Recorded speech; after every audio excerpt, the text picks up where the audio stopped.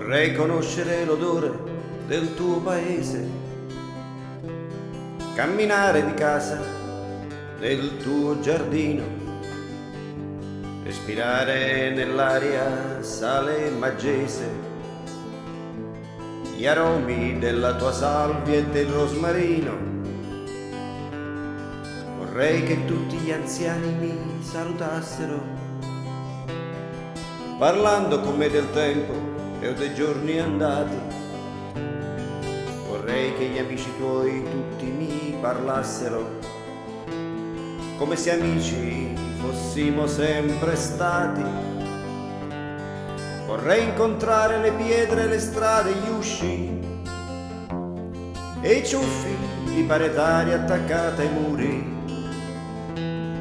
le strisce delle lumache nei loro gusci, capire tutti gli sguardi dietro gli scuri. E lo vorrei perché non sono quando non ci sei, e resto solo coi pensieri miei. Ed io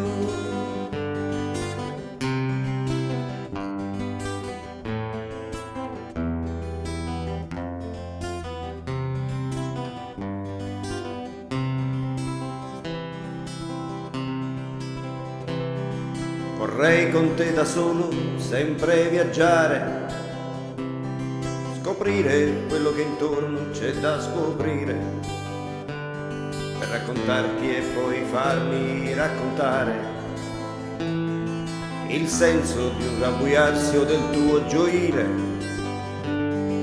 Vorrei tornare nei posti dove sono stato, spiegarti di quanto tutto sia poi diverso, per farmi da te spiegare cos'è cambiato e quale sapore nuovo abbia l'universo. Vedere di nuovo Istanbul o Barcellona, o il mare di una remota spiaggia cubana, o un greppe dell'Appennino dove risuona tra gli alberi un'usata e semplice tramontana. E lo vorrei perché non sono quando non ci sei, e resto solo coi pensieri miei. Ed io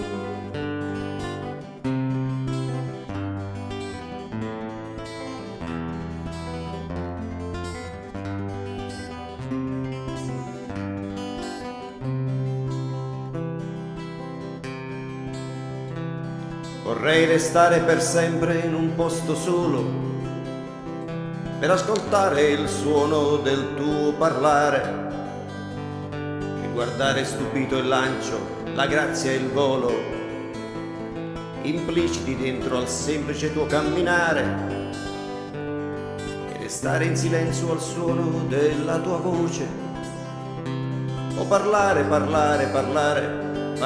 addosso, dimenticando il tempo troppo veloce, o nascondere due sciocchezze che son commosso.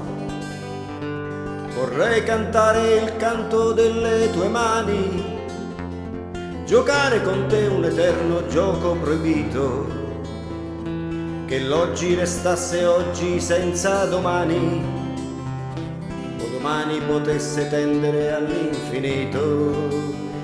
E lo vorrei perché non sono quando non ci sei, e resto solo coi pensieri miei.